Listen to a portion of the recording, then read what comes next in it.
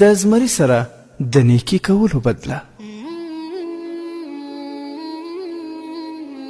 وای په یو ځنګل کې زمری او میرمنې د دوو بچیانو سره اوسېدل. یوه ورځ سخت وږي شول، د یو پاڼ لاندې ویده شوه.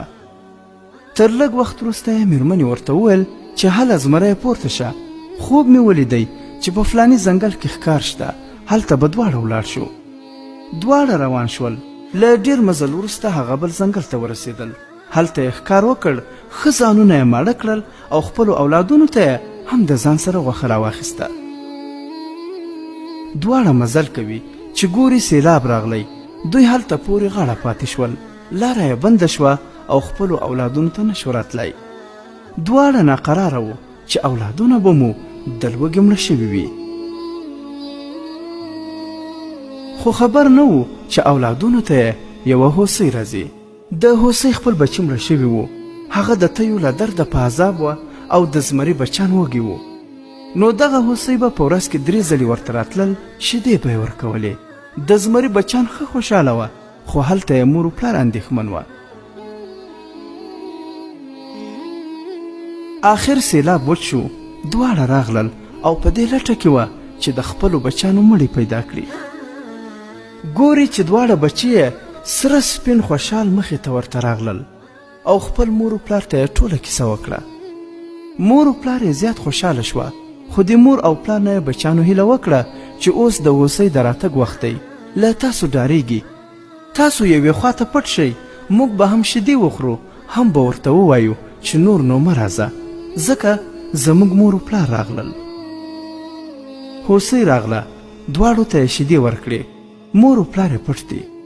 خو کله چې بیرته روانه شوه نو مور و پلار یې دواړه سلامي ورته ودرېدل او ویې ویل موږ خو د ځنګل پاچاهان یو، تا زموږ اولادونو ته شیدې ورکړي دي، اوس خپل ارمان راته ووایه چې پوره یې کړو.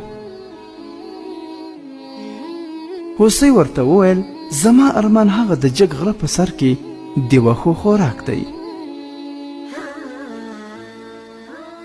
زمري یوه لوی مرغه ته امر وکړی چې ته به سهار دغه هوسۍ وړې او ماښام به یې راوړې تر څو دا ارمان یې پوره شي. دغه مرغه به همدا کار کاوه. آخر دغه حالات یوه باز ولیدل.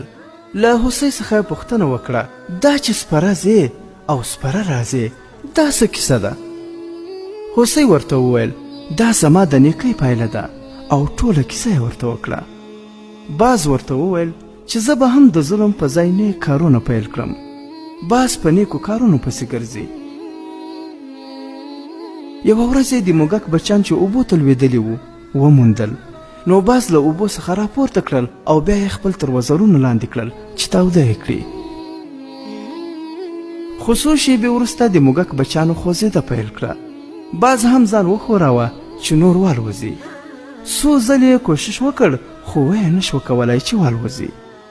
ګوري چې د موږک بچیانو یې د وزرو بڼکې وهلې دي. نو له هاخوا څخه هوسۍ راغله. ګوري چې باز په ځمکه ناست دی، نشي الوتلی.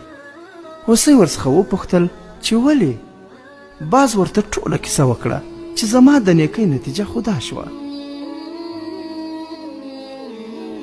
هوسۍ ورته وویل ای ساده، که دې له نیکانو او سیالانو سره نیکي کړې وای نتیجه به یې هم ښه وه، خو څوک چې له فاسقانو او کمسلو سره نیکي کوي همدا به یې حال وي.